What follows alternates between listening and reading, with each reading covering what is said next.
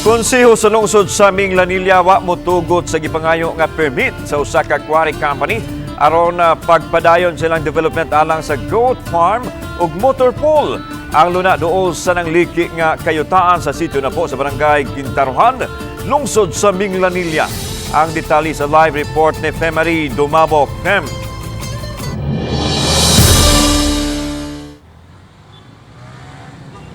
Yes, la netong Setyembre pa nga ni pagawa silang resolution. Ang konseho sa lungsod sa Minglanilla gawa mohatag og pagtugot sa gipangayo nga special waste disposal permit alang sa tukuron nga motor pool ug ang ilang rehabilitation plan alang unta sa ilahang goat farm.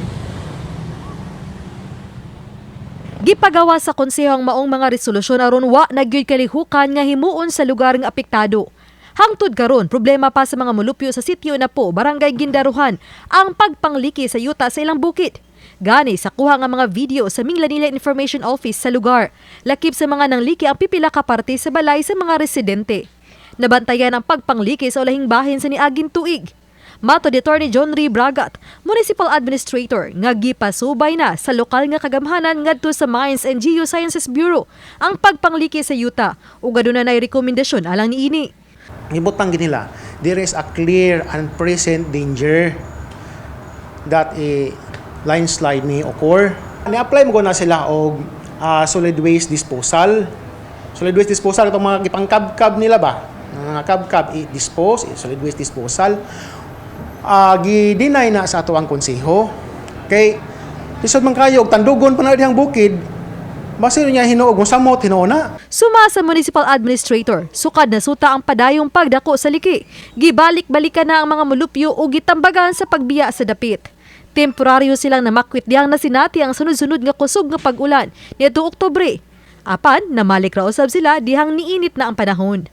Ang mga nagpabilin sa lugar daan ang nitugan sa GMR-TV Balitang Bisdak sa niaging simana nga di nila biyaan ang ilang propiedad, mga hayupan ug panginabuhian. Patuala sa danato. Kung saan man, di ba ito mahimog kalad karon tani? Ay isa na actually ang relocation site sa gi-require sa MJB before, no? Appeal na siya nga gi-require sa namag na private entity nga nag-develop diha nga mo-provide og relocation site. Gumika niini, intensive monitoring ang gihimo sa municipal o barangay disaster team ngadto sa nabiling mga pamilya. Samtang ang LGU sa Minglanilla nang apod-apod og two-way handheld radio sa 26 ka mga pampublikong eskwelahan. Kinaron na dunay maggamit nga komunikasyon kung adunay kalamidad, ilabi na kun mawa ang cellular phone signal. In kaso manggod og kaning mga kalamidad ba? Samot pa na itong mga estudyante, dali ra sila makakommunicate. Kay lesson learn manggod ni sa audit. Audit, way mga signal, wa tanan, so nagdrabad itong mga ulo. Samtanglan, padayon ko nagitunan sa LGU sa Minglanilla ang paghatag og solusyon diya sa pagpangliki sa yuta sa barangay Gindaruhan. Kini aron kalikayan ang disgrasya kung simbako man gani nga moresulta sa pagdahili. Lan? Pero ako lang klarohon dunay solusyon nga ilahang giingon. Pero now, unsa man gyud ning solusyon na unsa ilahang immediate o long-term plan sa mga mulupyo diha napita?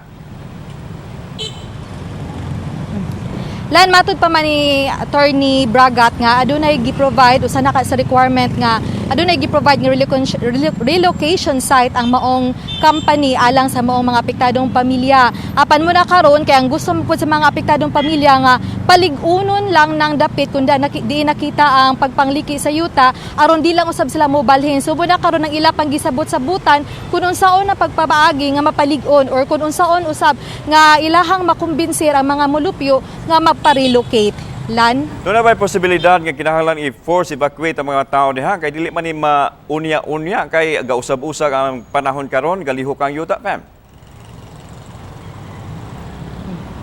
Lan nga itong Oktubre, yung katapusang bahin sa Oktubre, katong kasagsagan sa Bagyong Paing, adunay gigipahigayon sila nga forced evacuation ngadto sa mga mulupyo dihang dapita. Apan adunay nagpabilin ilabi na ang mga lalaki kay tungod lagi dili nila kabiyaan ang ilahang mga kabtangan, ilahang mga balay ug ilahang mga hayupan, ang mga gisiguro lang katong mga babae ug katong mga bata gipang force evacuate sila. Ang uban kanila gani ang wala mo star sa evacuation center kay tuwa lang pod ni star sa ilahang mga relatives sa ubang barangay. Apan wala gito pag atol na sa pag-init na sa pag-ayo na sa panahon nibalik sab sila apadili usab kapugong usab ang ilahang mga barangay officials kay moingon man sa ang maong mga tag-iya sa balay nga ilaha man ng yuta dihang dapita. Lan? Wala political will ang LGU sa Minglanilla to force them to evacuate? Lan, mauna karon lan kay namang pigitan aw nga posibleng unang gisimento tong pagpangliki sa yuta, ilaha pa na karong gisubay kung mamahimo ba to nga kasulbaran usab sa mga suliran kanang pagpaligon, like for example kato pagsimento niya ng mga pagpangliki, pero kung nagitanaw pa nila ang farther pagyod, ang long term solution pagyod, kung unsay pa mga pamaagilan usa na sa lagi panggitun-an lan. Okay, daghang salamat, Femarie. Tumabok.